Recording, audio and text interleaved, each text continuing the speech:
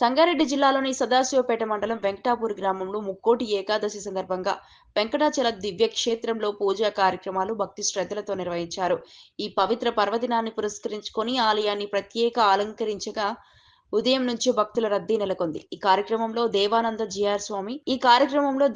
GR స్వామి వారు, విజయసారథి స్వామి వారు పాల్గొని ప్రత్యేక పూజలు నిర్వహించారు. స్వామివారి ఆశీస్సులతో గ్రామంలో శాంతి సౌభాగ్యం కలగాలని వారు ఆశీర్వచనాలు ఇచ్చారు. ఆలయ కమిటీ చైర్మన్ చిలువరి వెంకటేశం ఆధ్వర్యంలో ఏర్పాట్లు చక్కగా నిర్వహించారని భక్తులు తెలిపారు.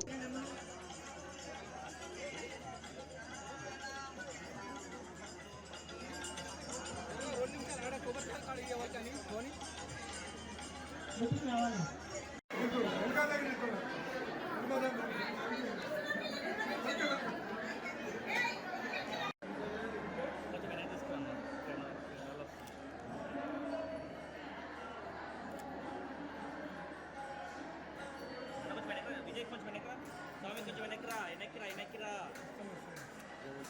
స్వామి వీడియో తీసాను సార్.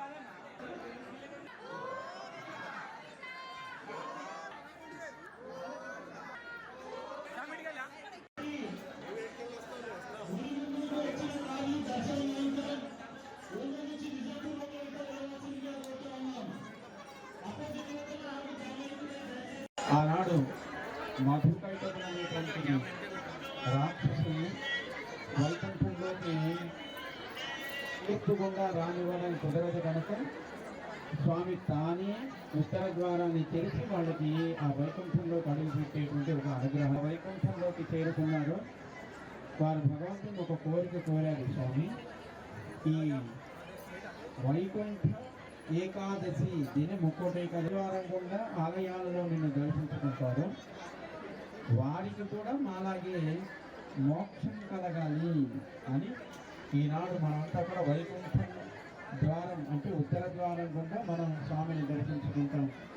ఆనాడు మధుకైటవులకు ఇచ్చినటువంటి వరానికి జరుపుకుంటాం. చాలా సంతోషం. మీరంతా కూడా స్వామిని దర్శించడానికి ఎక్కడెక్కడి నుంచో దూర ప్రాంతాల నుంచి ఇక్కడికి చేరుకున్నారు.